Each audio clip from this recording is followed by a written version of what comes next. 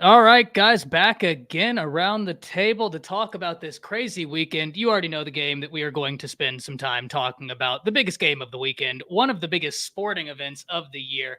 Absolutely have to dive into that. We need to talk Alabama, Texas A&M as the Crimson Tide get a big-time win. And we need to talk some of Alabama's deficiencies and how Alabama might be their own worst enemy and the biggest reason they don't make it where they could. We'll dive into that. We also have got to talk about Miami. Because Miami, and that was incredible. Guys, y'all already know the drill. I'm going to pass it around. I'm going to start up there with Brinsky and then go Brinsky, Steven, and then Nick. Let the people know where they can find all of your great content, where they can find you on Twitter, whatever socials you want to plug up before we get started. Well, hello everybody. Y'all know I am Brinsky Sharp, but B Sharp on my handles right there. That's my Instagram, and my Twitter is just B Sharp. And you can find me on YouTube at the Sharpshooters Podcast on YouTube. Please, please, please subscribe and join the channel. I'm new, fairly new compared to these guys, so I appreciate you. Man, you already know. All it takes is someone to reach out and say, "How do we hop on the show?" And you'll end up on the show. It genuinely is that easy. Like I'm a little bit like Coach Prime in that I'm not hard to find. Steven, where can the people find all your great stuff? So, Fanatic Perspective. I've been on YouTube there for a few years now, and we talk about Texas football, Cowboys football. So it was a brutal weekend. If you're looking for some collective group therapy, come on over to my channel. I try to keep it as rational as possible. We have fun, but very realistic take on teams I love. I'm a Spurs fan, boxing fan, a whole bit, but a lot of college football focus just with Texas and my love of the team, and just happy to be a part of this community. So thanks, Ty. Absolutely, man. Always a treat to get you on. And Nick, my man, how you doing? What's going on, brother? Look, man, Nick Battle, a.k.a. Nino's Corner, man. Find me on YouTube, Twitter, Instagram, wherever at Nino's Corner Sports on YouTube, and then just Nino's Corner everywhere else, man. But look, I follow, everything Texas content, for Texas football. Like I said, look, I'm a Cowboy fan too. So a rough weekend as well for myself as well. And it's really rough for me too because I live in Alabama now. So I'm in Montgomery, I'm in the Gump. And after Texas lost, my neighbors came over and they were like, "I told you." I was like, "Come on, man. Come on, player. Come on, man." He got hit by the neighbors. I got hit by the neighbors, man. Come on, man. That's why you locked the door. And last but certainly not least, Jay with Unfair Sports. Your toothbrush has arrived, right? It's it's been reconciled. Back home. I'm back home, baby. Thank you. But when you're not here, where is it that they can find you at again? Yeah, you can find me on my channel, Unfair Sports. Search for me on YouTube as well as wherever podcasts are downloaded and listened to. Todd, thanks a bunch for having me as usual. I am ready to talk smack to my good friends here again. Well, before we get into that, there is another team in Texas that I want to take a little bit of time and talk about, and that's Texas A&M, right? Because Alabama also had a big game this weekend. Now, it wasn't the biggest game of the weekend. I grant you that. There's no world where you can consider a game in Red River Rivalry when both teams are undefeated and genuine college football playoff implications on the line. Early, but they're there. That's the biggest game we've seen thus far of the year. But Alabama, Texas A&M, guys, I have to say, to quote Steven on this, I think Alabama left a lot of meat on the bone, genuinely. They had the punt or the kick return called back on the softest blindside block call I've ever seen in my life. That's horrible. He touched him. He whispered a sweet nothing in his ear and got the flag for it. It was egregious. He said sweet nothing. Alabama had 16 penalties, 9 pre-snap penalties, and still, guys, Jaylen Milroe 330 yards through the air. Jermaine Burton almost 200 yards, and Alabama wins by 6 points. Like I said, I think they could have taken this by 2 touchdowns. Alabama may just be their own worst enemy. And before I pass it to you, Brinsky, this is what I will end it on. One of the things that scares me the most about this Alabama team is that it too will be an Alabama team that gets in its own way and that they do not get where they could go. This is a talented group. They're growing week by week. The defense has been fantastic. They're so much fun to watch. But Jaylen Milroe has grown so much from week 1 to now, and it is awesome to watch. But these pre-snap penalties, and I'm looking at you, offensive line, they have got to stop. The offensive line's playing a little bit better. I know you'll look at the stat sheet, see 6 sacks. Some of those were coverage sacks. The others were just Jaylen Milroe trying to make a play, and that Texas A&M defensive front getting the job done. That pre-snap penalty stuff, that's got to change. 9 penalties on the offense before the snap happened. Brinsky, talk to me, man. Talk to me about the good, the bad, the ugly with Alabama taking down Texas A&M. Man, let me tell you something. That first half, I ain't gonna lie, I was hyped up for the game and then immediately got scared because I was like, oh, Lord, here we go, that offensive line. And that was one thing that had me so worried, man. And I know Caden Proctor, he getting those reps, but I'm glad he getting all of them now because I feel like this is the worst he's going to be in his freshman year. For his freshman year because, man, it just seemed like they just be going around him almost every play at times. But I love how Jaylen is growing, man. It showed me he has a lot of character in that second half because after he threw that interception, thank God for Caleb Downs. Thank God for Caleb Downs because that whole momentum just changed in that game. And then it just seemed like we just started to roll. And defense is just outstanding. Like I said, Terrion Arnold is the most improved player on that Alabama defense. Without a doubt, oh my God, thank God he has gotten better. But I'm not sure about Malachi Moore. I don't know if he's going to be out for a while. I was really scared because I was like, man, don't be no season-ending injury because we need you. But I like how Trey Amos came in there and played for the most part. And I think the worst thing, like you said, was that the weakest blindside block you have ever seen in life. I was like, what is going on? It just feels like every single week they call back a touchdown on us every single week. And I am tired of it. And I don't want it to happen in a big game like it happened in Texas. And it cost us a game. So. And in fairness, the ones against Texas, I'm easier to live with those calls than this one because the offensive linemen, they were like 8 yards downfield. And you guys, you can't do that, right? Fair enough. We got caught. 14 point, but they were way downfield. Dallas breathed on him. And they threw the flag as if he just crucified him. I was hurt. It's like, man, it was only one play that literally just pissed me off the whole game, and that was Jaylen Milroe's. All we really have to do is just kneel the ball in this ball game. And I was like, why did you pass the ball? And Nick just basically was every Alabama fan getting in him because he needed that. Like, don't do that again, man. Because that may cost us, and I don't want to say what game it was that cost somebody else, but I think we all know. Yeah, exactly. And I like Jaylen Milroe took ownership of it. I don't know if you saw today, man. He was talking about it, and he flat out just said, "Hey, this is what I was thinking." And but he said, "But even then, even though I thought it was the right decision, I know like that can't happen, won't happen, can't happen, all good." I have to admit, guys, I am having so much fun watching Jaylen Milroe progress this year. It is awesome to watch. Nick, I know that this gave you some happiness because you got to see Texas A&M watch a team get 16 penalties in their house and still lose the game. Lose the game. Talk to me.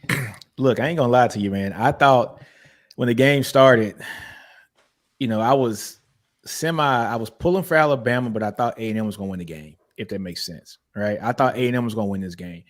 I thought that the defense was going to be too much. I liked what Bobby is doing over there for the offensive side of the ball. Looks like the offense is kind of clicked with Max Johnson, and maybe that's because there was no film on him. It seems like Alabama just basically took that team apart there, especially in the second half. Look, I was happy, man.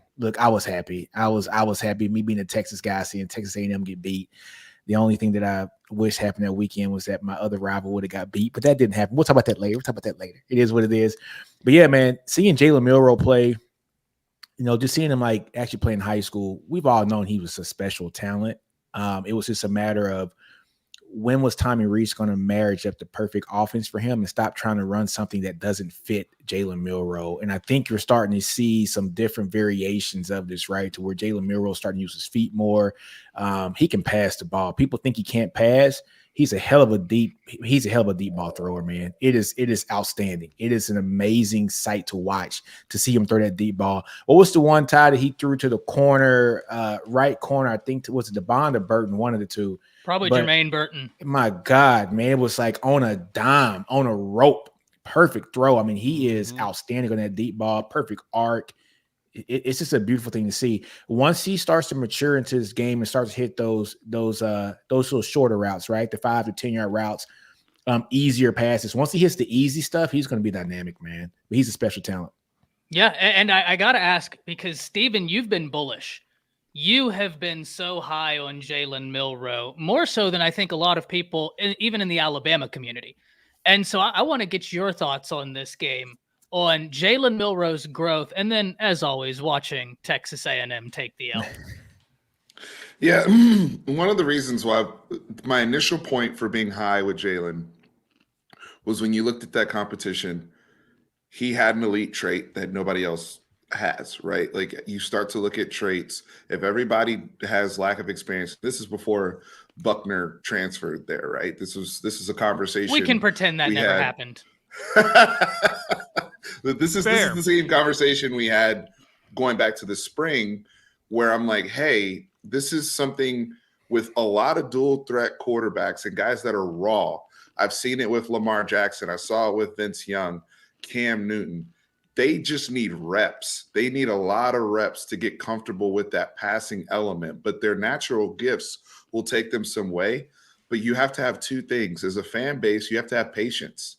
You really have to have patience with it. They'll come along, but they're going to need the reps. They're going to need to learn. They're going to bail on pocket. Jalen's still bailing on clean pockets, but he's getting better. He's learning, right? It's a bunch of reps. And the other thing is, as an offensive coordinator, and this is what Reese has had to learn, you have to negotiate and meet these guys in the middle.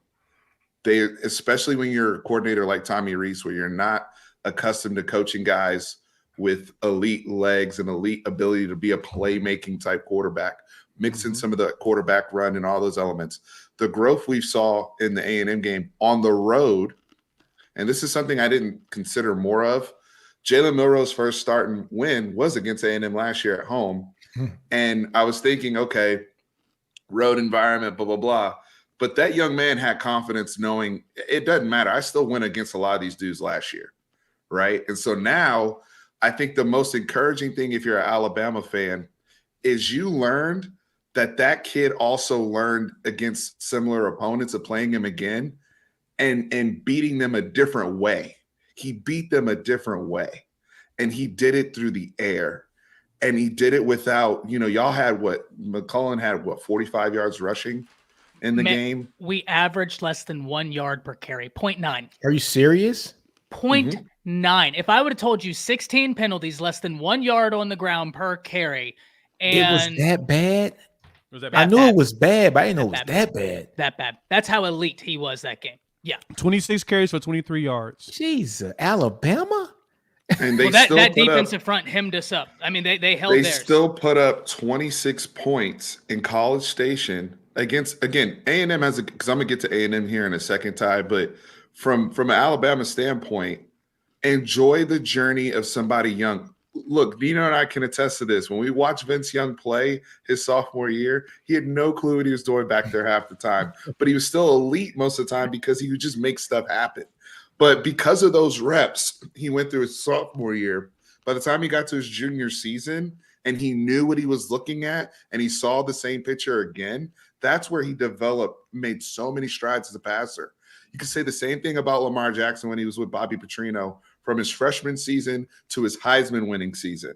And what he was able to do when you force me to sit in the pocket, I'm no longer confused, right? I know where I'm going. I know what I'm looking at. So that's encouraging. Here's the other good news if you're Alabama.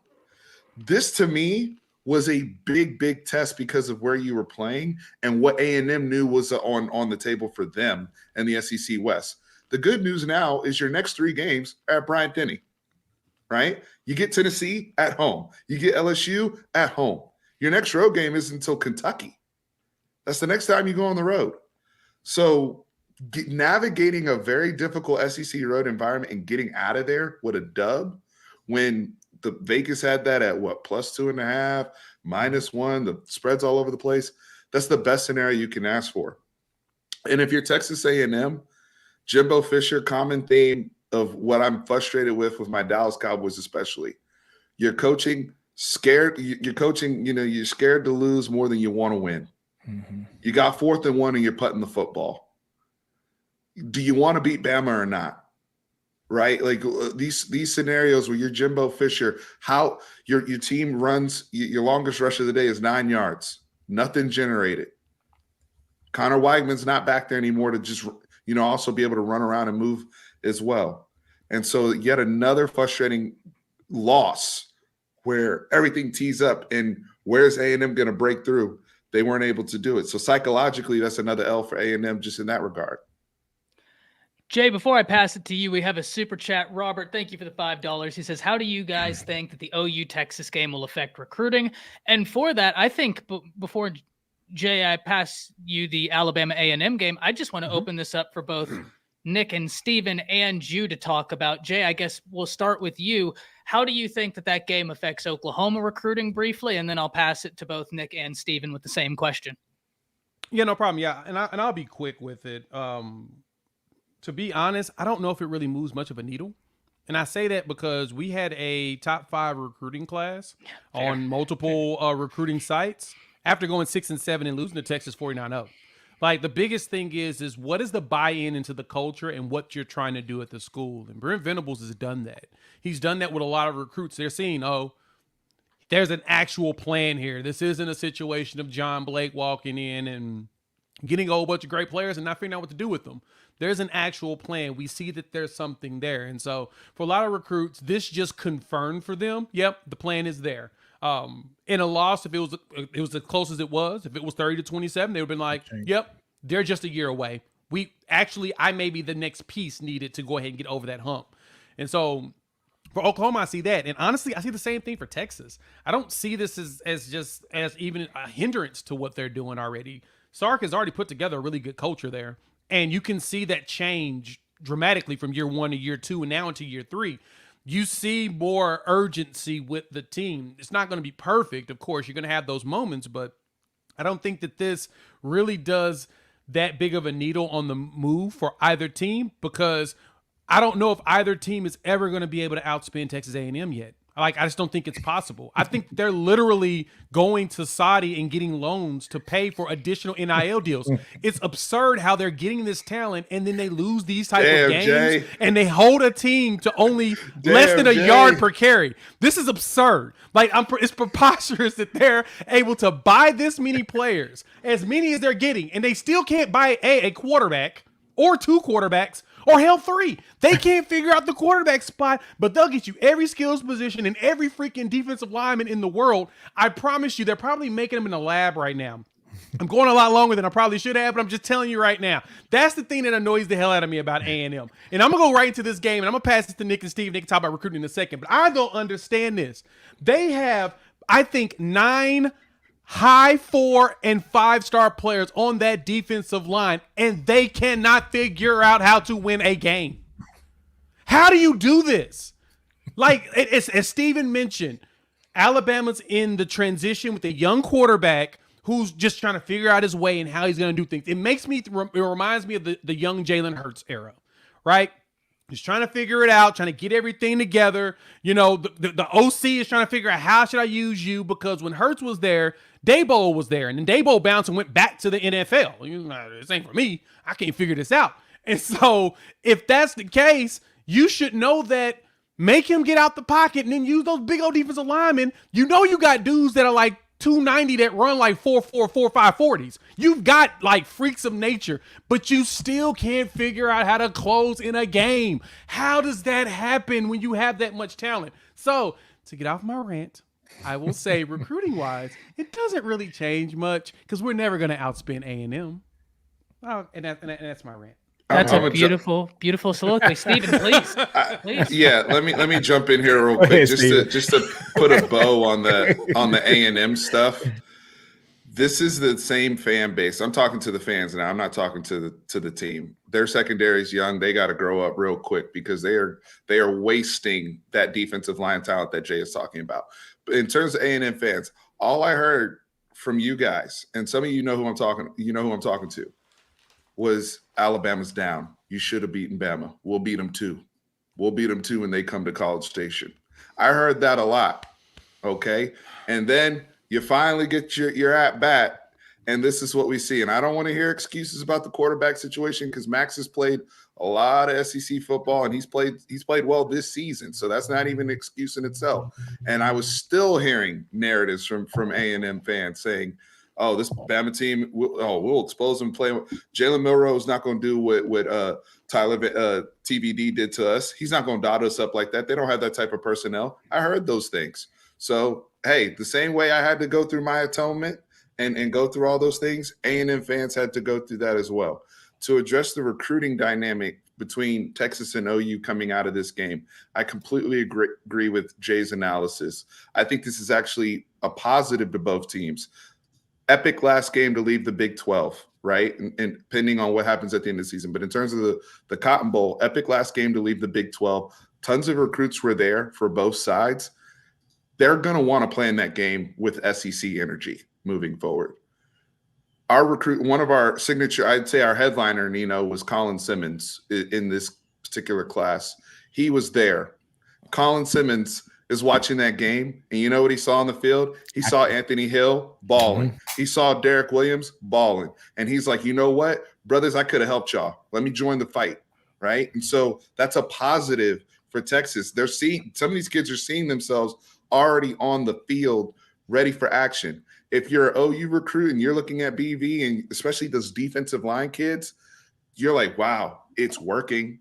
BV's everything he's selling, it's there. And we're going to the SEC, and I might be joining a team that's 11-1, 12, whatever OU ends up.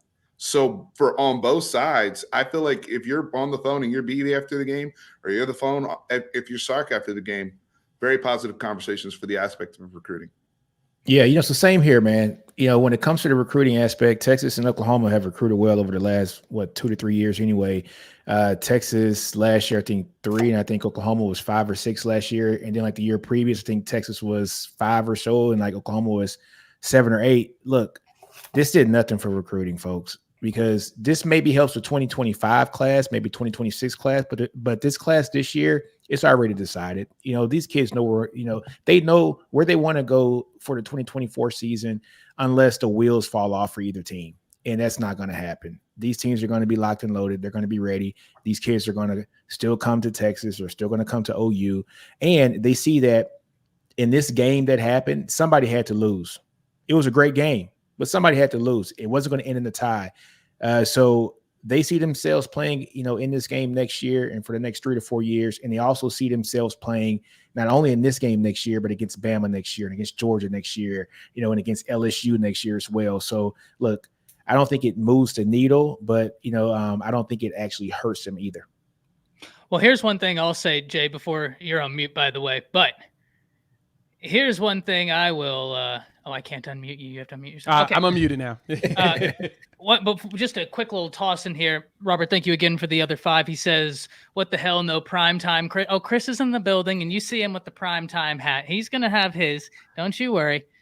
But here's the one thing I will say, and this isn't about Texas or OU recruiting, but did y'all see how many recruits A&M trotted out there just to watch Alabama get that dub on their field? Something like 300 recruits there just to see out. Yeah, okay. That's what I like to see. That's from that, man. Spending that money and getting people out there now. That's and I Saudi money. Yeah, I'm just saying, man. I'm That's just saying wrong. that Aramco. I'm just saying, man. We do not endorse the views. but no, to add things to it though. But I do think that there's one positive I can say that, and Steven and Nick kind of hit on this as well. Anthony Hill for Texas getting out there and playing. We had Caden Green come in for the injured guard, McKay Mattower. So we had a freshman go out there. You saw freshman PJ Adebaware play. Peyton Bowen caused the fumble. Mm-hmm. So seeing those freshmen get the opportunity to play, Kip Lewis, he's a redshirt freshman. He's the one that got the first tackle at the goal line when he ran through. That basically gave a signal to those recruits for 24 class and 25 that, hey, if you come and ball out, you're going to get the chance to play. We have no qualms with starting you over a veteran. You will get some game if you prove yourself. And so that's a good feeling when it comes as a recruit, because a lot of these recruits think they can walk in and start at some of these schools, right? But seeing that actually some players are starting at some of these bigger schools, you're like, oh. I mean, Caleb Downs, even with him at Alabama, you're like, oh. So if I hustle my butt off, I can walk in and actually play day one. Let's see the opportunity. So I think that that's probably the bigger plus you may have gotten out of that. That's true. Chris, I want to give you your time to talk about this because we're on the conversation now of this Alabama-A&M game. What was your thought? And I want to frame this to you like this because I don't know how much of the game you got to see. Did you get to watch it at all? Yeah. I did. So I will frame it to you like this still, though. If I would have told you before the game that Alabama would give up 6 sacks, that they would average less than 1 yard per carry on the ground, and they would have 16 penalties while playing Texas A&M at Kyle Field, would you have told me they won or lost that game? I'd have told you they probably lost and that Max Johnson had a career day. I think most people would have been inclined to think the same thing, but yet Alabama is showing their growth. They get the W. Talk to me about it. Man, to be honest with you, all I could really say, I'm going to stop here. Jaylen Milroe, enough said. To be honest with you, I was really enamored, not by anything he did with his legs, but just the simple throws, the simple reads that he was able to make. It felt like it was a totally different game plan. It feels like Tommy Rees. And I thought about this today, Ty, and I wanted to say this earlier in your chat, but I kind of got busy with some work, or doing your live. But I wanted to say this right here. I kind of feel like you should have a newfound respect for Notre Dame fans because this is what they went through, this roller coaster with Tommy Rees. At times he could be amazing, at times he could be average, and at sometimes he could be in between the entire game. And so now just some of these passes that, Milroe was able to make out there, it really changed the ball game. And to me, it wasn't necessarily anything spectacular they were going to have to do.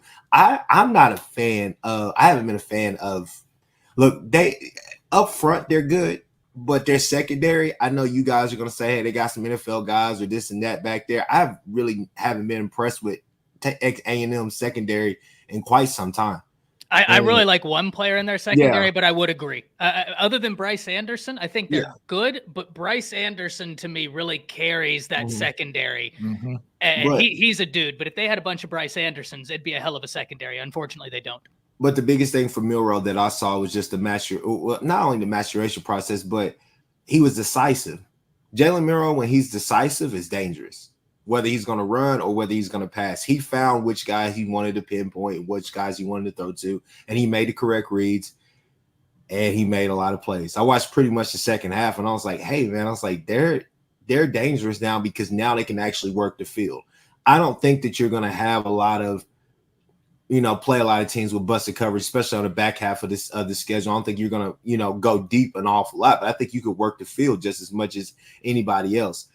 I think one thing that you do have to do, you kind of got to get your hats off to Jason McClellan. He's out there battling for his life. And I'm still wondering, like, where, kind of like with us, Kai, I'm kind of like, where's the young kid? Where's the Haynes kid? Where are all the rest of these kids at in this running back room that we all talked about coming into the season? But Jason McClellan has just been really everything for you guys. But I would say, no problems, no quarrels with your defense. It's just Jaylen Milroe, man. He's making that step by step, game by game. He's really coming into his own, and I'm really impressed with what I see. If he can continue this, next year's going to be a lot of problems in hell. We got to play y'all, and so that's going to be a thing. Now, that's going to be a great game next year. It's in Norman, isn't it? Next year. Yep. Yes. Yeah, I think that's one where we'll probably all have to do a group a group game stream from there. Robert with the $30. Thank you. So he says, just wanted to say thank you for each person in the stream. Love your content, even Steven and Nino Boomer Sooner. Hey, I will say this, man. It's actually wild on YouTube how many phenomenal content creators there are that are going to give you passionate takes, but are objective and found in reason. And that's what we love to do here. They're awesome guests. Y'all should absolutely go subscribe to every single one of their channels. Worth it, especially if you're a college football fanatic. And let's be honest, you're here on a Monday night watching us talk about football. You qualify. So go ahead over there and subscribe. Ty, I just want to tell you that I did something impossible. I did something you won't believe last night on my live. I took somebody off of my bums list. Wow. You took somebody off. Who? I'll let Nick and Steven tell you who I took off. You know who he took off the bums list. Who did he take off the bums list? Well, there's a lot of possible answers here. That's Brooks. True. Brooks. Just about everybody on his. He got every player in college football on his list as a bum. If you really Brooks. Okay, well, yeah, you were wrong for having him on that list. You were wrong. Hey, Ty, he's only the baller. he's only the second leading rusher in college football, and he didn't even start 2 games. I had to take him off. Hey, and you know what's crazy? His whole family is ridiculously talented. His cousin, Doug Brooks, or Dalton. Dalton plays for A&M, I think. Yeah, he does. Doug Brooks went to a smaller college, but I he was swear like a to little you, big man, kid, right? He was talented though. He was had talented. he been 6'3", Yeah, he's every D1 in the nation would have been at his door. I think he was 5'11" or 6 foot on the defensive line, but I'm telling y'all, in state championships, I was watching him throw offensive linemen that were going D1 and intercept. He was unbelievable. Yeah, I think 6 foot stretching it. Yeah, you know exactly who I'm talking about. He's 6 foot stretching it. That's a big dude, though, man. He was great. I was sure someone was going to pick him up somewhere. I was like, if this kid loses some weight, he could play anywhere on the football field. That's a very talented family. But guys, you already know the time. It's the Red River Rivalry around the table style, right? Now, I've talked about Alabama. I've had my fun. I'm really interested in hearing from y'all. I've listened to some of y'all's streams and spots hearing from this game. But I know every single one of y'all have done your rewatches, and because of that, I cannot wait to hear where you thought the game was won and lost, right? And I think the easiest way to do this is, let's see if I can do a little bit of swap-a-roo. There we go. Look at this. So that way we have me starting it off spitting nonsense, and then the 2 Texas people, the 2 Oklahoma fans, and then we have a neutral party kind of giving his take. That seems beautiful. So guys, I'm gonna pass it to y'all. We have the $2 donation from Quentin. Stay strong, y'all. Oh boy, Quentin. hey, shout out to Quentin. Quentin was hilarious on SEC Big Q. Connect. Oh my God. Hey, Quentin came on my show. He actually showed his face and came on camera. I had him react with me. So Quentin joined, made his Fanatic Perspective debut on camera. He did. I saw that. He does all my halftime shows with me. Heck, I had me laughing so hard. I've unfortunately never had the pleasure of meeting, but he had me laughing so hard when he hit Chris, when Chris said, "Get that small donation out of here," and he hit him with that. And he said, "How about this one, huh?" I was like, "Oh, okay, he's for real. Got it. I respect. Yeah, he's about it. We appreciate he's that. Really about it. So who are you starting with, Ty? You starting with the Sooners, or are you starting with the Longhorns? We want to go ahead. I think we're going to start with the Longhorns because I think they have some grievances to air, and then I think y'all can reply. And also, it's just the way it kind of ended up on the screen, right? Nice and clean. We'll go Nick, Steven, Chris, Jay, straight down the line. Guys, talk to me about this game. We get it. Losers first. I get it. Losers first. I ain't tripping. I had to talk about the Alabama-Texas game first. So just go ahead and say it, Ty. Losers first. True. All right. Yeah, I didn't make Ty talk about it first, so that is very true. All right, man. Here are my keys, man, that I saw. I didn't actually rewatch the game yet. I'm doing that tonight. I had a lot of stuff yesterday for school, but like I said yesterday, I said Texas missed around and gave OU too many opportunities. OU took the opportunities. Well, yeah. Give me 1 second. I'm going to rephrase it. OU took those opportunities. I didn't say Texas gave them to them. The first interception allowed, for 7 points, so that's 7 points on the board. Horrible interception. Then in the next drive, driving the ball down to the red zone and throwing another pick. And a lot of people say that that's not Quinn's fault. Look, I thought the pass was a little too, it was a split second too late. And I thought it was a little bit too high. I thought either way, JT was going to get hit in that play. And I thought the ball was going to jar out. That was a perfectly placed hit. I mean, shoulder to chest. If you want to, lay out a textbook hit on somebody that's jumping to try to catch a ball, that's the film that you want to show. It was a perfect shoulder to chest hit. It was not illegal, Texas fans. Don't kill me. I'll be getting killed on Twitter for telling all my fans here that was a legal hit. It was shoulder to chest. It wasn't illegal. It wasn't targeting. They've been in your butt for that. I have no clue why. I don't care. It's just, this is when you become a fanatic and a realist, right? I can look at football and be a real fan and understand what really happened there. Yes, it was against my squad, but guess what? That was a good damn play by Oklahoma. Kudos, right? It was a perfect hit. So that happened. Texas got aggressive, blocked a punt. We get 7 points off that. Outstanding. But guess what? This is my only problem. Once we do something really good, we tend to get overly aggressive again. And we got really aggressive on the second punt and run into the kicker, extended the drive. That was a 4th and 5. Now it's a 1st and 10.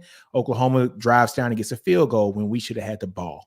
Okay. You put your defense in harm's way after they fought hard to get the ball back. They're punting the ball. And as a special teams coordinator, you have to understand down in distance there, 4th and 5, we cannot have any mistakes, no offsides, no penalties and nothing, because it's an automatic first down. We got too aggressive.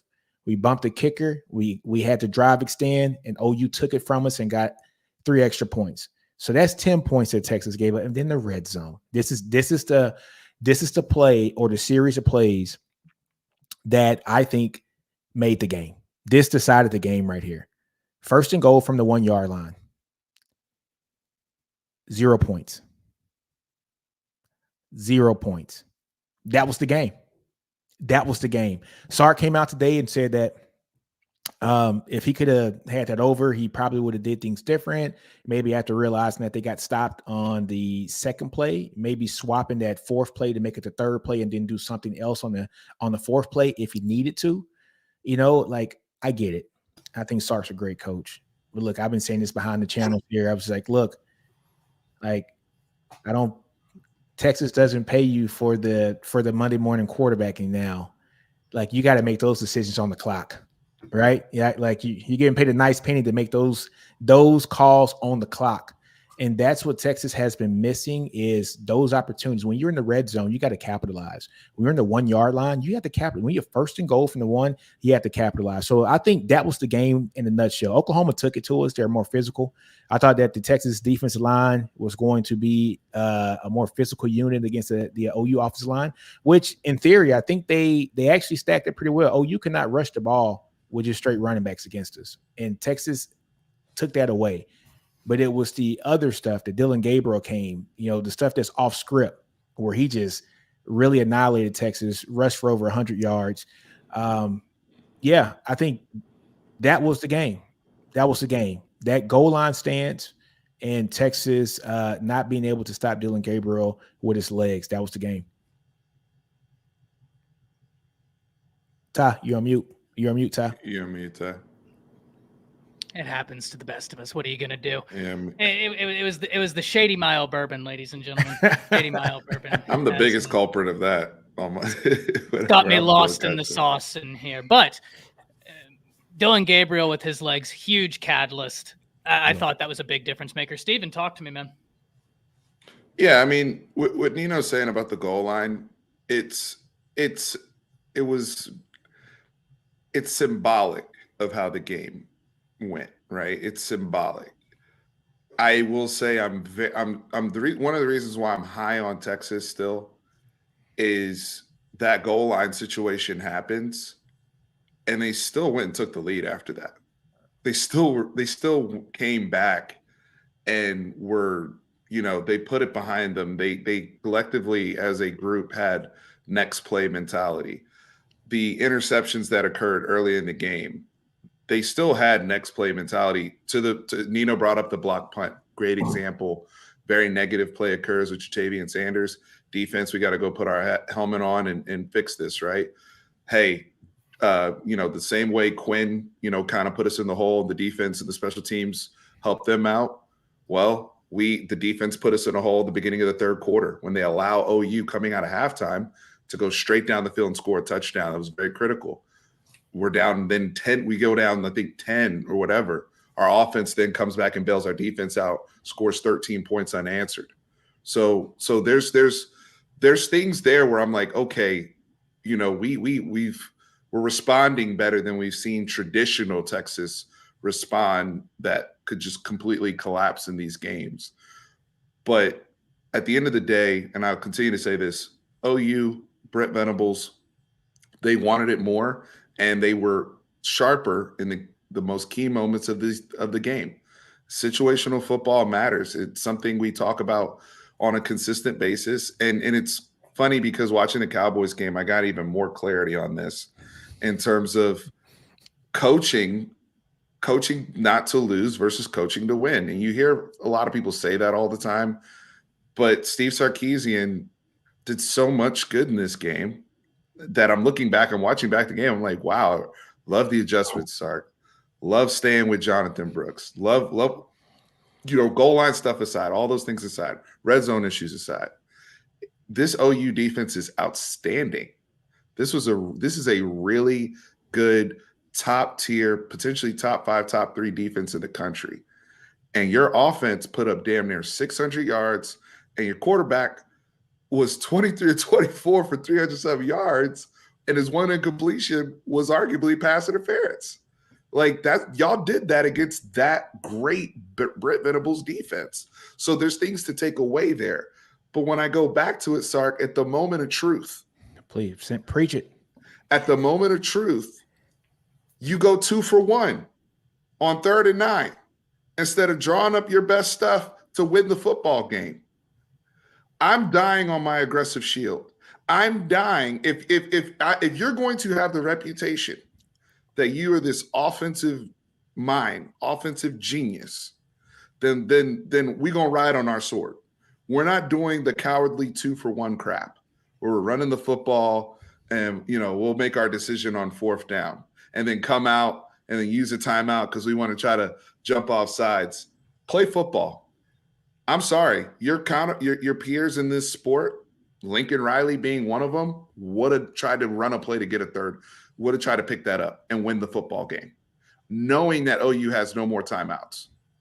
There's no reason, especially if you say you trust your defense, then that goes both ways in terms of if you miss the field goal, if you don't get the 1st down, it's still a tie football game. Either way, you got to trust your defense. Even if you score a quick touchdown, you got to trust your defense. And to go out in that manner is extremely frustrating. And it's something we've done. We did the 2 for 1 in the Alabama game, Ty. We get down in the red zone. It's 3rd and 5, 3rd and 6, and we're handing the ball off so we could see what we're going to do on 4th and 2. That sends a mentality that permeates into your roster because you're no longer attacking. And that's the difference. Brent Venables, Jeff Lebby was in attack mode from the opening possession. Everything Jeff Lebby did was to attack the Texas defense, period. So this is let this be a lesson. Let them grow for this in the bye week. But the biggest thing I'm looking to see coming away from this tie is, are we going to be in attack mode the rest of the year, or are we going to kind of drift and be content with certain things and then fall back and say, oh, we're playing not to lose? That's a frustrating takeaway. But overall, I'm still high on this football team. And Chris, before I pass it to you, Stephen, I think you and I had talked about this, I think Wednesday, I believe. When I was saying I want Texas to finally do that step up and become that CFO, right? Like now you're supposed to be sitting here at the table. Texas has the ability to dictate to who they play football to. Now, in that game, it's different. Oklahoma is going to make it difficult for you to be the one dictating the pace. But it's just far too often we've seen this theme of Texas being willing to play the brand of ball that whoever they play dictates to them. And then they're like, well, we'll try and win your style. It's worked out, but that's something this Texas team, they take that another step up. I'm excited to see it, but it's something that I think perfectly embodies what you're saying, right? Like that 2-for-1 play call style, right? It's like you're coaching not to lose instead of coaching to win. And I think there's a big difference there. Hey, Ty. Yes, sir. I got one more thing to absolutely to say, just to kind of back up what Steven said, man. Quinn was by far your best player in that second half. He was by far your best player in that second half. Trust that man. Trust him. In the most pivotal moment, trust him. Me and Steven were talking about this, yesterday, just through text and stuff like that with everybody else, with Texas Homer, like everybody else. Trust that man. If this is the guy who we all think he is and we all want him to be, put the absolute trust in that man, because he got you there. Yes, he put us in the hole. He did, but he got us out of the hole. What better redemption story would be on the 3rd and 10 to go out there and get it for me, big dog? I love you. Make it happen. Shouts out to Olamide with the 10 saying, yo, what up, Jay? Yo, what up, Chris? Boomer. Shout out to Steve and Nick. Y'all took it on the chin like champs. Not going to talk any mess. First time catching up with y'all since the game. Great game. It was a fantastic game, man. Awesome to see. Robert with the $5 says, Steven and Nino and neutral guy, does Texas have better talent than OU? As a lot of naysayers say, then why didn't you win? So we just said it. We just said the exact reason. Sark was not in aggressive mode. He didn't trust who got him there to the finish line. He played not to lose. He went for a field goal instead of a touchdown. And Lebby got 72 seconds and took it down there and put the foot on the throat. That's why. I don't think either defense could literally handle, any team's offense. They were moving that wheel when they wanted to. I will say minus that goal line stance. You guys got us really good in that goal line stance. But even in that goal line stance, when something doesn't work twice in a row, don't do it a third damn time.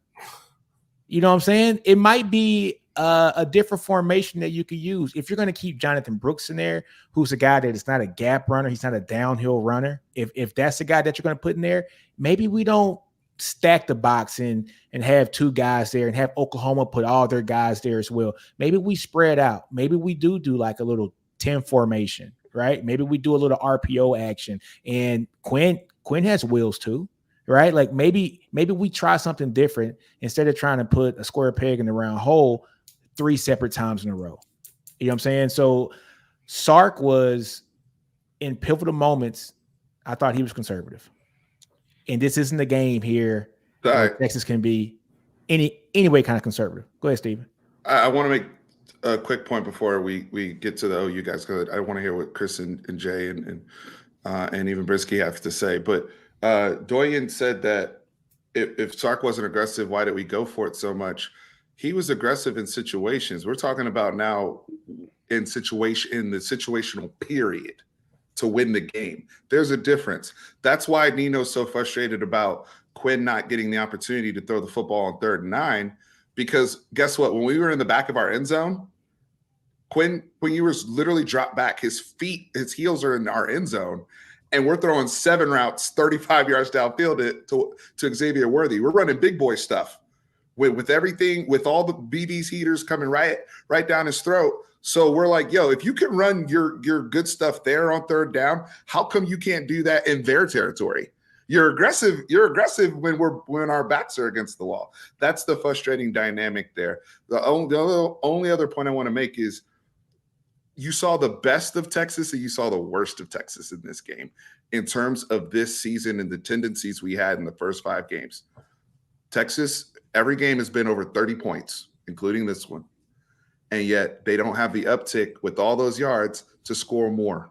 Mm-hmm. And that was a problem yet again. And that's something that Chris and Jay, to be fair to them, they talked about, hey, you guys aren't hitting 40. The reason why Chris and Jay said that about 40 and 50 is because regardless of who OU is playing, OU got in the habit of being dominant. OU got in the habit of executing. Regardless of who we're playing, we're scoring a bunch of points. And us as Texas fans, we have to be honest. We were making way too many excuses why we were only scoring 31 and 34 and 35 instead of putting up 55. We have to stop with the excuses because we got in the habit of flipping the switch. This team has gotten the habit of flipping a switch. And it starts with the coaches and permeates down. BV and them said, no, we don't care if you're playing a JV squad. We scoring 70 or whatever we got to score. That's the difference. OU has a habit of execution. So we have to establish that moving forward with Texas. The talent's there, no doubt about it. I don't think anybody can argue talent in this case. There's other things that we got to consider. That's all I got to say. Chris, time is yours. All right. Okay. Hey, bro, Brisky. That's what we call you, right? Brisky. Yeah, that's my legal name. Go for it. I got you. Hey, behind you, real quick. What does the album say? What is one of the best albums, if not the best album. Yeah, let's just say The Chronic. Yeah, that's what a lot of Texas fans on Twitter have been smoking today. I'm not even going to put y'all into that. Nick, Steven, this is no way a slight at y'all. Can we all just agree that this was a really good game? Can we all just agree that? Great game. Can we just agree to that? Look, here's what I have to say, okay? Reason why I'm going at a lot of Texas Twitter today is because I've heard, you had to play their best game. Jay, I saw you on there talking about it an awful lot. You had to play the game of their life. Texas play their C game, this and that and this. Look, fact of the matter is it's very telling. What Steven and Nick are saying is very true about Sark. I'm not sitting here saying that Sark is a bad coach. I'm not going to say that. Sark is a genius. He's an offensive guru. He knows what he's doing. My biggest thing is simply this right here. There's two things. There's three things, actually. First off, if you go back to the first quarter, you see us get that pick, go out there and score that touchdown, and you see Sark going for it on fourth down twice, doing a fake punt and all that. That told you a lot about what he thought about the momentum early on in the game. Second off, OU, Venables came out there. Last year, my aunt called me and he said, man, you know what? I'm so excited to see that Brent Venables defense against Quinn. He's going to give him so many looks, confuse him, do this, do that, do that. None of that happened. 49-0. I'll give you that. This year, you came out, you took away the deep ball, you made them work the field. You don't have to go that far except for to say, hey, look, there's a reason why he completed 19 passes. They were throwing underneath. They found those guys open, those comeback routes. When they went just basically said, you know what, screw it. Let's go all out in this RPO look. The seam routes, different things like that. That stuff was popping up early and often, especially in the second half. But the thing is that you forced your narrative on that. I kept hearing Ty say it today and throughout today. You forced them to play your brand of football. That's what happened. The third thing is simply this right here. Last year, it's all over Twitter. If you go back to that little misdirection bubble screen that y'all like to throw to Jonathan Brooks, last year y'all got us on that. This year you saw people were ready for that. We got to stack off of that. And the reason why I bring that up is because I say this. OU came in here with a great game plan. This is the best version of Levy that I've seen. Why? Because he said, you know what? I know that our run game is not chiming right now, but I'm going to be very, very creative in the run game with how I'm going about it. We're going to get Dylan going. It's going to be some off-script stuff. There's going to be some lanes for him, hopefully there. But you see Farouk in the backfield. You see all types of stuff. You see Drake Stoops lining up. He's giving you all types of looks that you're having to account for. And he was aggressive from the start of the game. Basically like this right here. Excuse my language, Ty, but shit happens. And that's what happened this game. For me, I'm sitting there saying, man, we go up 7-0. These two fourth down plays that we let y'all, convert on, and then boom, going from there, we get a damn a punt block. Our punt game was terrible. Our special teams was not good. Y'all won the special teams. It just was a thing of, man, I felt BV had a damn game plan for y'all. It wasn't just about being the more physical team. I just felt like he came out there and they knew, hey, look, these are the certain things that you got to look for. This is what you got to do. Our defensive line, we had 5 sacks today. We haven't had that many sacks this year, but I'll say this right here. Everybody on that defensive line contributed, and they are disruptive. Dejon Terry, Lacey, Kelly, those guys in the interior are playing their ass off. And then on the edges, I don't know what it was with Ethan Downs. I've been very critical of Ethan Downs, but he came alive today. Before I pass this off to Jay, I'll just say, I mean, hats off to Texas. I thought that y'all did fight. Both teams showed me something. I'll say this right here. You brought up that name, and that's the only thing I'm going to ding you for, Steven. Lincoln Riley. You're saying Lincoln would have did this, Lincoln would have did that. We would have lost by 30 if we would have played y'all with Lincoln. Why? Because y'all defense was physical. Everybody was hitting out there. And the fact of the matter is that even as good as Caleb is, you've seen what's going on with that. So it's different. But on the flip side of it, I would also say a game like this in the first year Sark is there, maybe even last year, y'all just kind of fall by the wayside, and that's about it. So both teams have matured. I think the coaching staffs have matured. It's still things. As much as y'all want to talk about Sark, I'm sure me and Jay can say the same thing about BV and Levy at certain points in the game as far as, hey, why did this happen? How did that happen? So to me, I just thought it was a great game overall. Both teams being there, crowd was electric, stadium was crazy. Only thing bad I had to say about the game is there was too many damn airplanes flying over the damn stadium. Other than that, I thought it was a great game, man. I'll pass it to Jay. Well, Jay, before I let you go, I want to hit one comment real quick. And this is asked to Chris, but I would like to take it. Mark says, Chris with a K, who calls assignments on the line of scrimmage for the offensive line? And I know where this is going, the fact that Texas's center went down. But Mark, I'm going to raise you this. You got a 5-star quarterback that's taught by one of the ultimate quarterback mentors in all of football. At what point is he going to start calling out and recognizing the coverages? Bingo. It's not, I mean, he has a voice, doesn't he? Like, can he speak? Because if he can speak, it's up to him to call out the coverages. People are killing Jaylen Milroe for not picking up blitzes. He's not a 5-star taught by Steve Sarkisian. And Quinn was really good in this game. Like, he was not a problem. Outside of that first throw, which I do not know why in the world he threw that first interception to Gentry Williams whenever he saw him lined up in inside leverage. And the fumble. Don't forget the fumble. Yeah, I don't blame the Quinn fumble? for the fumble. The fumble isn't because as egregious. No, I do. I'm gonna tell you why. Because all season he never slides. It was third. That's fair. It was 3rd and 10. That's fair. You got 4 yards. Why are you diving for 4 yards when it's 3rd and 10? Just slide and punt it's the all ball about off. awareness. Yeah, field awareness is key. That's one thing we have been on Quinn all year. You're not Josh Allen. You're not Cam Newton. Slide. Okay? The only, and that's. I mean. That's a lot of young quarter. I mean, there's young quarterbacks in the NFL that are messing that up too. That is So true. It's true. You can tell who played baseball. Let's put it that way. Yeah. That seems to be the trend. Is your baseball We have been players saying will this slide. in the back channel, said that was going to come and bite him in the ass sooner or later this year. Well, it hadn't happened. Nobody had hit him. Nobody had hit him yet. He'd either run away or he'd run out of bounds. So he had to learn at some point. Unfortunately, that was the moment. I will say it didn't cost us because we ended up getting a 3 and out. The defense got a 3 and out. So the only points where it generated off the turnover was the pick, the first pick, where obviously he should have thrown that to Xavier Worthy. I don't know what the hell Quinn was looking at. I want to say this about the center thing, though. Yeah, I want to say the Jake Majors situation. Yes, I mean both teams had injuries. That's why I'm kind of making it, but you losing your center is a big deal. In Texas's case, Connor Robertson's our 3rd string center because Cole Hudson is our backup center. So we went to Connor Robertson, who's 3rd string. However, Connor Robertson, once he got settled, was not the problem in this game either. He wasn't bad.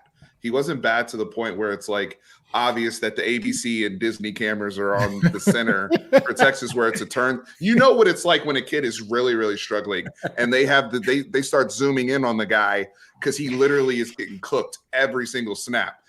That was not the case with Connor Robertson. He actually came in there and we learned something about him. Like, oh, you could actually jump in a game and play, dude. Like, you weren't terrible. Oh, you took advantage of you when you first got in, like they should have. And then you got settled. So but the center thing, we can't keep using that as the excuses. I don't really like hearing all that, especially when the kid actually played pretty well. all things considered. And Sark reiterated that at the press conference today about Connor Robertson. Yeah. And especially in the context of picking up blitzes when that's Quinn's job.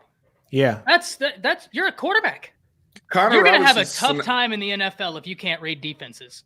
Yeah. Hey, Ty, I just want to say Connor Robertson snapped the ball better than OU starting center. That guy had Dylan Gabriel, Dylan Gabriel was like, where's the ball coming?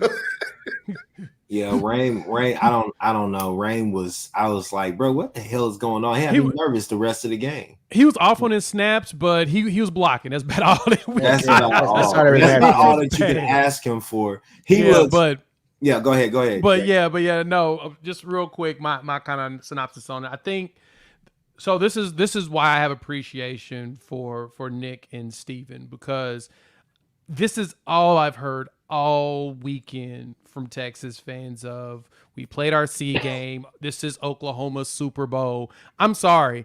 If you're playing in the Red River, I don't care where you're ranked. This is your Super Bowl. This rivalry has gone so deep between the two of us for so long that this game matters. It does. This has always been implications about the depth of where you go, especially walking in undefeated. This is college football playoff implications. You don't play around with this game. So if you think that Oklahoma wasn't going to come in here seriously and you think that Texas didn't, both did. It just, things didn't work. Like, as Chris mentioned, it was a great game. We battled. We did not play an A game. Dylan Gabriel had his worst game of the season in this game and still came out really good. What helped us was twofold. One, we hit on all the clutch moments we needed to hit on. That game-winning drive was a clutch moment that we needed. The field goal before halftime, that was a clutch moment when we needed. When we needed that goal line stance, that was a clutch moment we needed. And honestly, one of the plays that people aren't talking enough about that I've been trying to talk about more and more, Tyree Walker getting 15 yards from the 1 yard line after we got the ball. That was freaking huge. And we have not been able to run all season, but our running back was able to find a hole and get us like space so where we could drive. We left a lot of meat on the bone, just like Texas. Like that punt block, our special teams is trash. We'll just go ahead and say that. But we left meat on the bone from that. When we got those turnovers, one of them we ended up with 3 and out. And then that was the punt. That was the punt block. Boom, touchdown. Like, okay, dude, that was stupid. We scored on the first one, second on the reverse. Right. On the reverse, you had it. Yeah, you guys had it. You just execution issue. Guys were juiced up. You know, though, that never happens. That never was a happened. Beautiful call. Who's your special teams coordinator? That was a beautiful play call. Reverse. It was perfect. And the best part is we gave it to our wide receiver that runs a 10-2-100. So we gave it to one of our fastest guy. Him and Brennan can basically be track dudes. He was scooting. He was juiced up. So overall, it was exactly what it was. Him and Farouk were too juiced, and we didn't execute on a lot of stuff that we could have. That could have made this potentially a double digit on our side or even a double digit on y'all side. There was so many things that just did. So overall, it was a great game. The clutch is the reason why. And we talked about it. We won in the trenches in that game. We were really pushing that team. We only allowed 1 sack, and I think it was calculated like 4 or 5 pressures, which was a lot lower than I thought, but you guys getting the ball out quick. We got rid of it. And Dylan was able to step in the pocket. He moved. He started scrambling. Those runs, that 44-yard run where he realized that you all were stopping the deep pass. And this is the funny thing. A buddy of mine shot some messages in the Discord, and he was showing some All-22 video. There was like 5 plays where Nick Anderson and Andrew Anthony were basically gone, and Dylan missed it because he was trying to get away from the pass rush. And I was like, son of a gun. He would have just launched it, touchdown. I have to send it to one of y'all, send y'all one of them, because I was just like, dang. But my point, both teams battled. Both teams did what you're supposed to do to make other team uncomfortable. Quinn settled down after those 2 picks, and that fumble.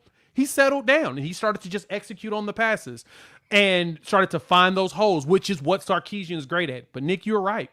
That was the thing that bothered me when I went back and looked at it. Why in the hell was y'all running the ball so damn much, even though Jonathan Brooks had a pretty solid game? That 31-yard touchdown helped him to, get over 100 yards in the game, but why run it so much when Quinn is dumping nicely? Now, I know both of y'all said y'all have struggled in the red zone. 20-20, y'all have been great. After that 20, but that's also our strength. That's been our strength this entire season. And so it was just fascinating to see that part, but overall, Man, it was a chess match, man, and I hope that we can see this again in December. No guarantees because attrition happens. Hopefully, knock on wood, no injuries. But yeah, Jay, we're hoping that we do see it. Jay, I want to harp on that point too, and that goes into like what I'm saying about BV's game plan. When it got to that 30-yard line for y'all, when y'all were moving, it got tight on that field. In that red zone, it got tight. But that's I'm not talking about the goal season, line though. then, But yeah. that's the problem with Texas all season. That's why, so me, Steven, and Homer and Nash were all talking about this earlier today. We were saying it is so hard to call a team a great team or an elite team when you can't get it done in the red zone. And that has been Texas's problem pretty much all season. You go look at every game. It's in the red zone. They have completely sucked.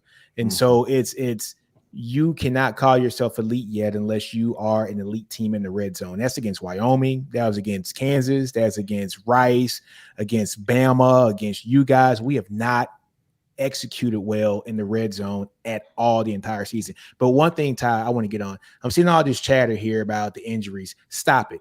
Stop it, Texas.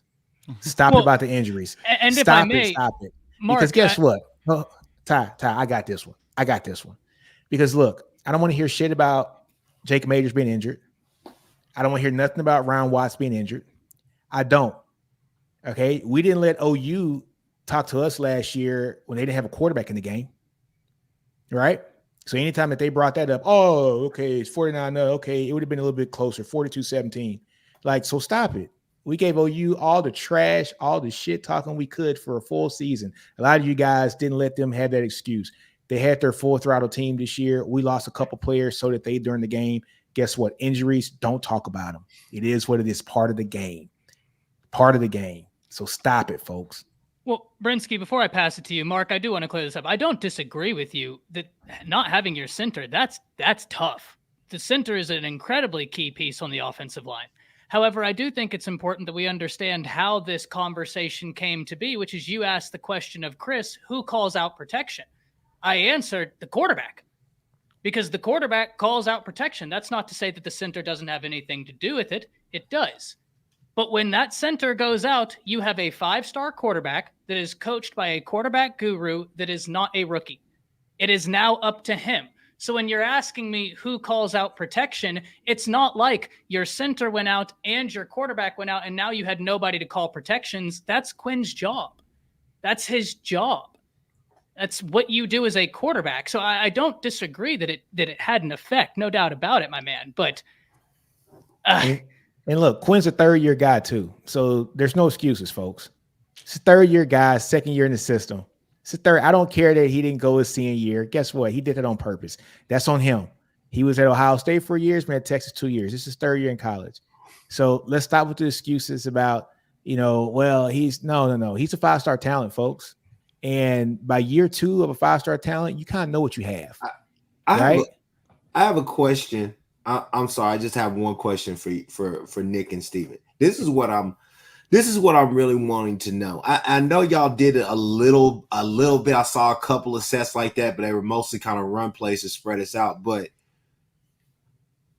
I want to know kind of why are we not seeing more packages where you have Worthy, Mitchell? Obviously, I think I want to say our pass rush and all the rest of that stuff, but I really just want to hear from y'all. Why aren't we seeing more packages with, kind of heavy wide receiver, like 4 wide with? Yeah, we don't run 10 personnel. Sark, Nope. so Sark just fundamentally, at least with this group, I'm not going to say fundamentally because I think some of the Ty can correct me if I'm wrong. When that 2019 year with Tua, he may have mixed in some 10 personnel when very few, if ever. Even then, your roads, y'all had 4 of them. Y'all had 4 Ferraris at that time, and one was parked.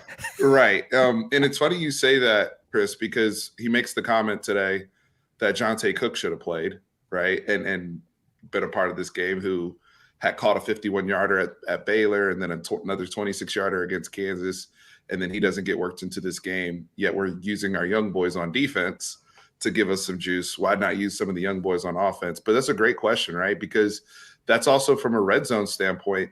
You notice when OU got in the red zone, you guys now naturally run a lot of 11 in different variant formations. But even at the 1-yard line, OU's running their offense. They didn't want to add congestion to the box and give the option for Dylan either to run, hand off, or even throw it. which then lightens up the box. You guys are able to run in with Walker. We get down there and we congest the whole box. Sark likes condensed sets. He likes everything in tight. When he goes wide, it's typically either a screen or a quick hitter. We don't really play football like that unless it's an adjustment, like you saw in the second half, where we don't have a choice. We're gonna have to play football this way, which is why you saw Jordan Whittington all of a sudden go off for 10 catches, 115 yards, because we actually were in 11 all of a sudden, and combination JT's injury too. Sark, at some point, he had no choice but to do it, but he just traditionally prefers to be in 12 and rotate the receivers sparingly, and it's a frustration that's there, Chris. Honestly, the red zone thing, I want to say this about the red zone thing, though. Yes, it's been an issue for Texas, and part of that is because you don't use those different formations. That it would enable you to use fades or back shoulders. You don't just have to run inside zone or throw screens in the red zone. You can actually use your verticality and throw it to those guys too, right? It'd be nice to see some of those.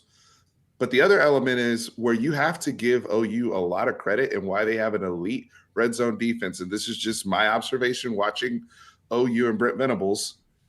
They make sure they force a negative play on first or second down.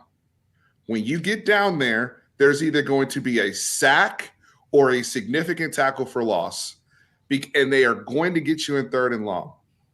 That's the difference. At some point, every single time we were down there, we either Quinn got sacked, we ran jet sweep to the boundary, Jordan Whittington gets tackled for a loss, and these plays are so significant that OU does on first or second down that it screws up your 3rd down play call. Now I'm in a low percentage trying to protect my field goal. To make sure I don't turn the ball over.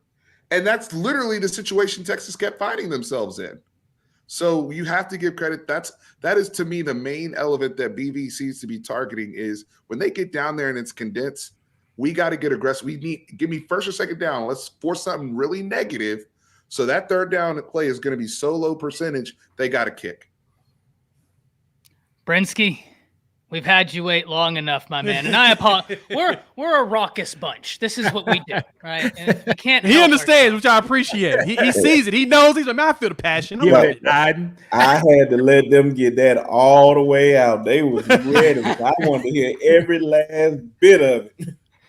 Love it. I'm not gonna lie to you. Y'all basically said everything that need to be said. Only thing I want to point out is I am a Danny Stutzman fan. I am a big fan after Saturday, man. When Kirk Herbstreit, because I called the game like at the beginning of the second half, like somewhat in the beginning of the second half. And the first play I see is him stopping the run on Brooks, and it just like smacked. And I was like, oh, who is this guy? And I was like, yeah, man, I love him. Finally got to see Peyton Bowen play like a full game. Love the guy. I already knew. I just wish he came to Alabama and it can be him and Downs. That'd be unfair. Oh, God. Downs No, Strong and Bowen at free would be such a dynamic safety duo. I rebuke that in the name of Jesus. We don't allow that type of stacking. That's not even fair. And then I also wanted to bring up to you, Jay and Ty. I remember saying this a couple of weeks ago. I said Dylan Gabriel is not getting enough Heisman love. You did. He had a Heisman moment on that last drive. That was his Heisman moment right there. He's definitely in the conversation. Of course, he has to do a lot more work than other guys, but he's definitely in the conversation right now.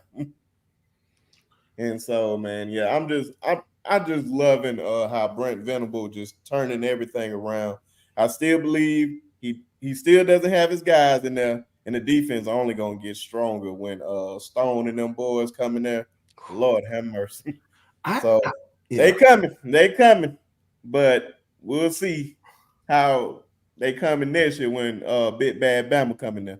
I cannot wait for that game, guys. That's going to be such a great matchup. Ty, the same treatment that they got, Same treatment you gonna get next year. Me and Jay will be ready for that one. Yeah, it's coming, Ty. Am I supposed to be moved by that, or I thought you were an Auburn fan. Oh, don't I know, worry, right? Don't worry. Surprised I About thought it. you were put an the shirt Auburn up. fan. That's Don't worry even about it. worse. Had OU lost this game, you'd have dipped into that blue and orange, and we wouldn't have seen you for another year. If was a fifth. We'll all be drunk. Yeah, that's That's true. why. But look, Ty, I will say this about Chris. I was getting on Seth about this other day. All right, I said, hey, you guys lost 49-0 last year. Chris still talking shit all year. He don't care. He gonna talk it all year. All year. Consistent. He's consistent. He's consistent. Steph has a rule. He says when he loses, he just goes away for the year. He ain't talking no mess, no nothing. He ain't gonna resurface until the game comes back up. But Chris, I will say you are 10 toes down. I will say that. Seth is living his best life on Twitter right now. Have Yeah, y'all seen him? Seth is all the way outside right now. Seth got his toes out in his damn flip flops. That's how much outside he is right now. Yep. And his He had feet in the the beat. sand. You know that song, Oh man, like, if you doing that. you know that song that used to play like in the background of like 90s rom-coms? It's the perfect day. Like that's Seth. Hair flowing. Oh my goodness. Oh, that's so That funny. dude is outside, man. Ty, Yes, sir. I do want to say this though. This is one thing that I have to say. This is totally off subject. What in the blue hell is wrong with that LSU defense right now? You know how beautiful it is that you say that? Brinsky, tell the people what I told you as soon as you came in here, because I had to tell somebody. Do you remember the numbers I gave you? 109 in the country and That's pass. they defense. rank. No. They're 109 in scoring defense. Oh, scoring defense. My bad. Number 119 in the country against the pass. To frame this for you, Ooh. the vaunted USC Trojan defense comes in at number 113 in the nation against the pass. So they're actually worse than USC. Oh no. We've hit levels that shouldn't even be hit. Wow. That's one thing you could always count on LSU is a good running game and great defense, and they don't have either one of them this year.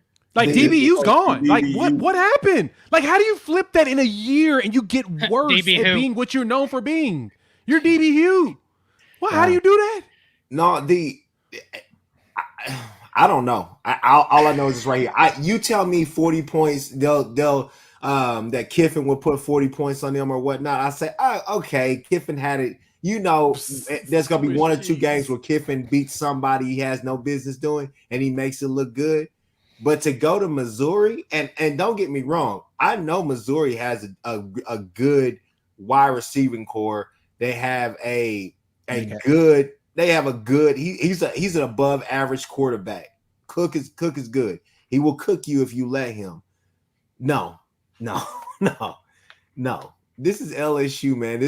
I don't know, man. I don't know what's going on. I don't even know if I can say it's the Brian Kelly effect, because Brian Kelly is a good coach, but I don't know. I'm trying. He is a good coach. You gotta give him his props. He a decent. I mean, not decent. He's a good coach, man. Man, He's a good coach. Always dislike Brian Kelly since he left Cincinnati for Notre Dame and left them boys hanging against Florida in the Sugar Bowl. Tebow. And that's why he's been getting demolished every college football playoff. The national championship that he played in, I was loving every bit of it. I was like, that's your karma for leaving them boys out there. You know you could have put that L with them. So I never really liked Brian. It is true. There is no excuse for what's happening at LSU simply because of this right here.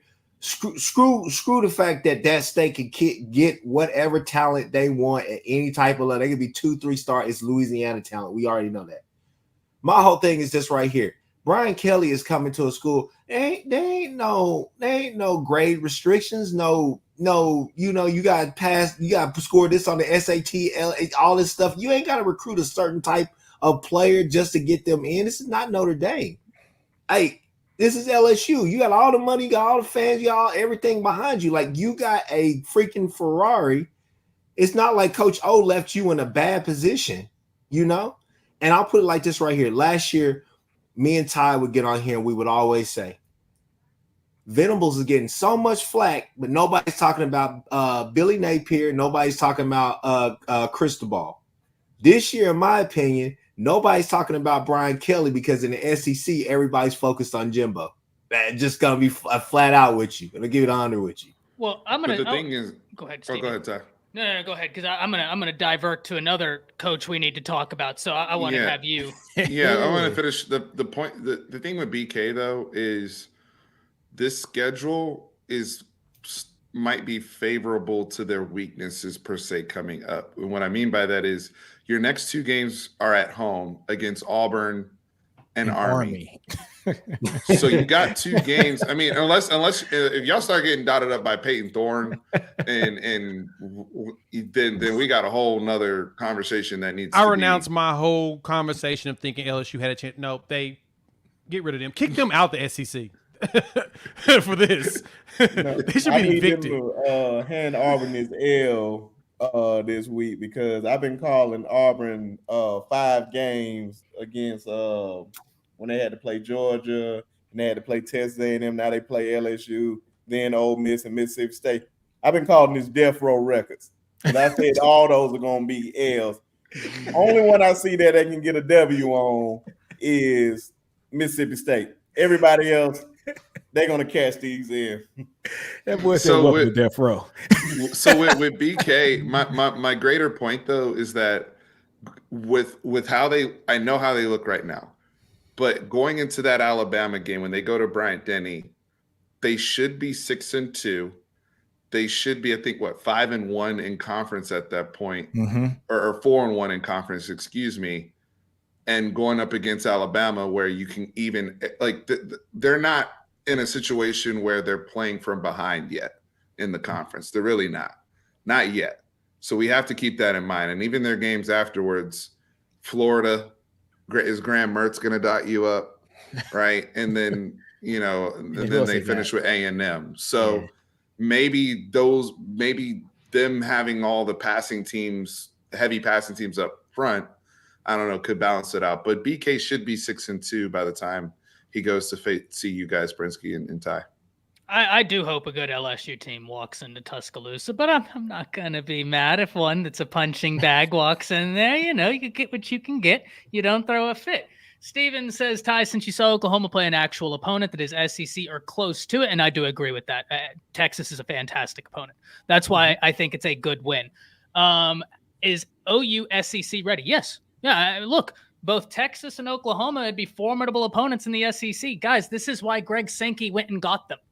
He didn't go get nobodies. He went and got 2 of the biggest brands in college football. And yes, with this, they are absolutely ready. Guys, we were talking about coaches. Chris, you had a great analysis about coaches that we needed to, send flower baskets to as Jay had to hop off of here. Guys, do me a favor. After y'all get out of here, head over to Unfair Sports here on YouTube. Subscribe to the channel over there. Jay does fantastic stuff. Big OU fan, but he's a big college football fan, and he's going to get you covered with all of your Oklahoma content, all of your college football content. Unbelievable stuff there. But Chris, you started talking about coaches that, maybe didn't get as much heat as they should have. Yeah. Well, there was a coach that probably should have sent Brent Venables an edible arrangement package last year. And you know who I'm talking about because I've said this to you multiple times. There was a coach last year that had a season far worse than Brent Venables' first year at Oklahoma. The difference, he didn't have the nuance and context that Brent Venables had. Brent Venables inherited a Ferrari shell. I've said this so many times, but nothing in it. You and I have said this all the time. Right? Yep. Mario Cristobal got Tyler Van Dyke, who coming off of his freshman year was looked at as one of the best quarterbacks in the nation, and they lost to a 4-letter acronym team in Middle Tennessee State University. And somehow this past offseason, everybody was piling on Brent Venables. Is Brent Venables the guy? Should he be fired? First off, Brent Venables inherited a team that was absolutely gutted and the Heisman Trophy winner gone. I mean, that guy is Superman. He is an outlier. If you know what I'm talking about, you know what I'm talking about. Secondly, he had never been a head coach. So I was always confused as to why so much vitriol went towards Brent Venables and Mario Cristobal skated by clean for the year he had at Miami. Well, we fast forward into this year, and I'm sitting here and going into this weekend thinking to myself, damn, good for Cristobal, man. I need to really make a video talking about how far they have come. And I don't have to make that video anymore. Seems like I was right on task not making that video. What the hell? Guys, this isn't the first time he's done this. If we go back to 2017, I believe, Oregon versus Stanford, they did damn near the same thing. But this one was the most egregious. And I understand. I think I screenshotted it. Maybe I didn't screenshot it. I know I saw it and threw my phone. I didn't screenshot it. I just threw my phone. Miami's offensive coordinator came out and said that's on him. He thought that the running game was working and that they had opportunities to keep running the football. And I'm sitting here asking for what? The game was over. That was the most nonsensical, stupid excuse I've ever heard. Shady Mile bourbon, ladies and gentlemen, for when you get fired up listening to Miami's offensive coordinator's dumbass excuse. That's egregious, guys. I want to hear from y'all because that was egregious. Let's go straight down the line. Nino, this will be how we end this stream out. So talk to me about it. Mario Cristobal, you something else. You are something else. You are something else, my friend. Like, how dumb can you be, man? Like, I'm not putting it on the OC. You the head coach. That's when you go over there and say, hold on. What'd you say? A run? If you don't put that boy in victory formation and get out of here with a dub, you out your damn mind. You know, like, look, when you are a coach at a big time program, not only are you the head coach, you're the CEO of that team, right? You're the CEO of that team. You got to manage that team correctly to ensure that you don't have dumb situations happen like that at the end of the game. How do you not put a knee in the ground and down this thing and go the hell home with a dub? Now you got to explain why this is the dumbest loss probably in the history of college football, while you let a damn Georgia Tech come back on your ranked ass and come in there and score in three. Yeah, what was it? 3 plays? It was 3 plays, right? 3 plays. 3 plays. While you let Georgia Tech, that don't have nearly the talent that you have, come in there and score on 3 plays, and now you got to sit here and put your kids in front of cameras and have them explain what the hell was going on. You should be ashamed of yourself. Nick, child, one more thing before you end on the child, please, because I got to put this in there. They also changed the narrative. Now people are actually thinking that Haynes Kings is pretty damn good. Hey, he was good in high school, though. I got to give Haynes his props. He's a 5-star. But yeah, man. Haynes has had his moments this year. He's had his moments The Mac says Haynes King for Heisman. The moxie. That's what Chris, it is. The moxie. Chris, but in true fashion, Mario Cristobal, you get the Child Please Award today, okay? Child Please for that horrible ass play calling. They get my Dunce of the Week award. My Blunder of the Week goes to Miami. Steven, talk to me. I wonder, those are the games that make you go, when people talk about scripts or conspiracy theories, or is this fixed? That's the level we're talking about here, right? Like there's every year there's things that make you go, that this one is like loud, right? I mean, when you consider, like you guys said, right, like the multiple people involved. I mean, I understand it stops and ends with Mario Cristobal, absolutely, but TVD, the whole group, right? Like no one, if you see something, say something, right? Like this is not right. Like something's off. Call a timeout, whatever. Like what?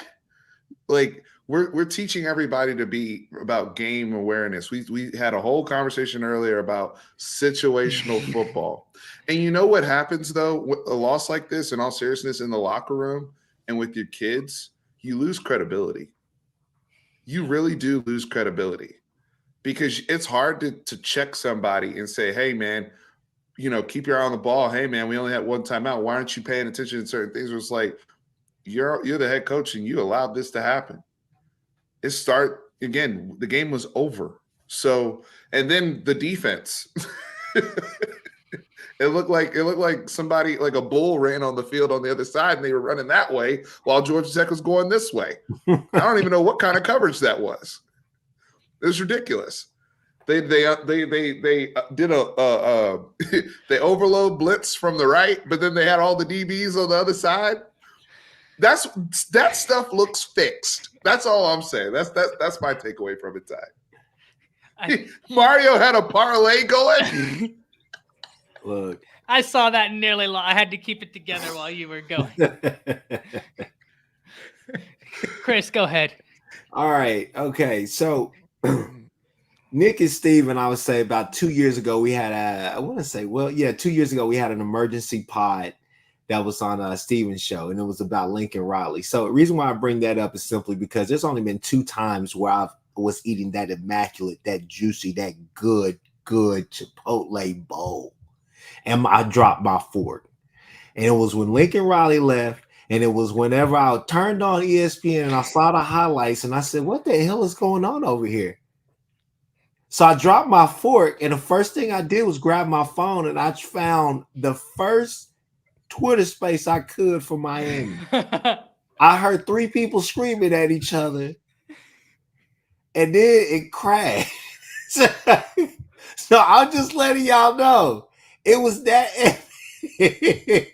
I tried to go into every Miami Twitter space I can find, but they all kept crashing. And I said, I don't know if it's my Wi-Fi at this hotel or if it's just the fact that, I don't know. I may, I stopped my wife when the game had just finished. I hop on Twitter. I did the same thing, Chris, and I gave my wife the whole backstory of the Kieran story. Of when he hopped in the Florida State space and went buck wild. And I hit it, and I heard much the same, but the difference was there was no memeing going on. This was real pain. These were real tears I was hearing. It was immaculate. Brinsky, take us home, man. What'd you think about that? By far one of the funniest things I've seen in a long time, man. When I say I was like, okay, they about to win this. I wasn't even watching the game. You know how you just have your ears peeing alert. I'm like, oh man, this over with. I'm not even about to look at this. A couple of hours later, I'm just like, wait a minute, they lost.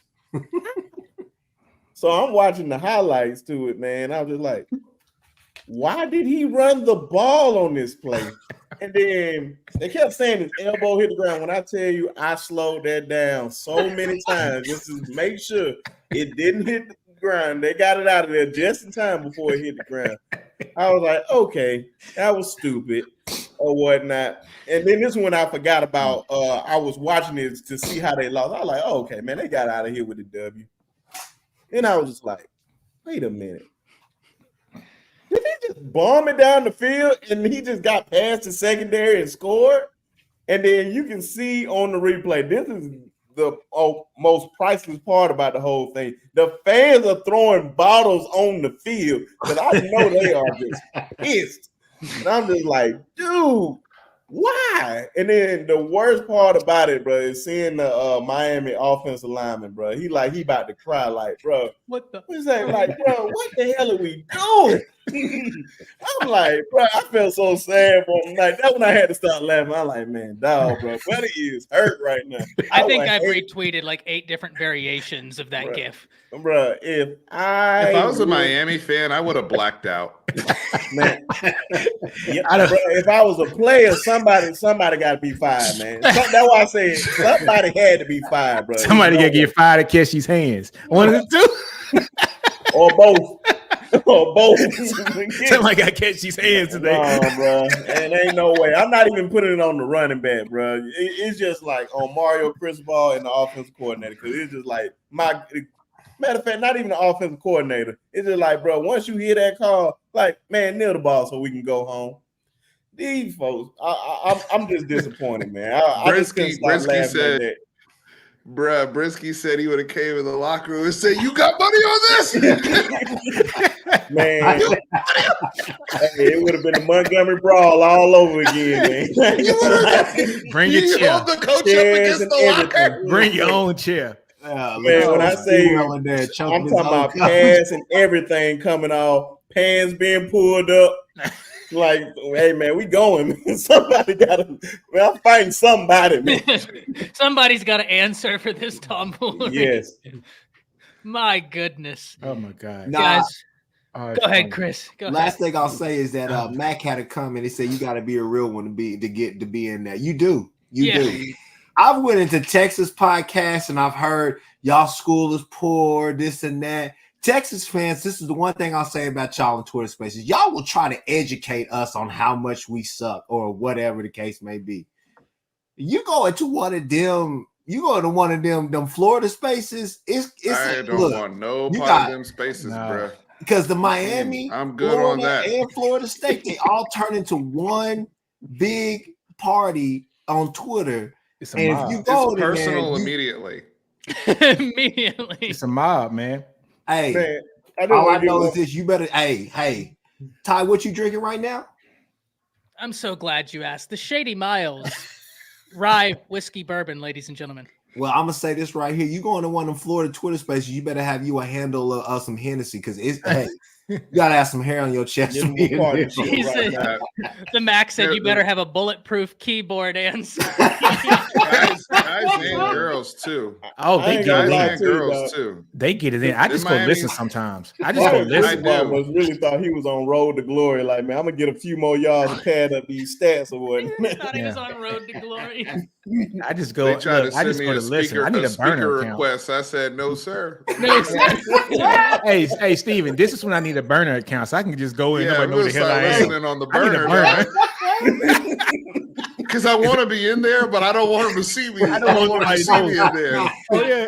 Hey, Nino, what's hell no? I'll be listening. A bulletproof keyboard. I need a burner for that.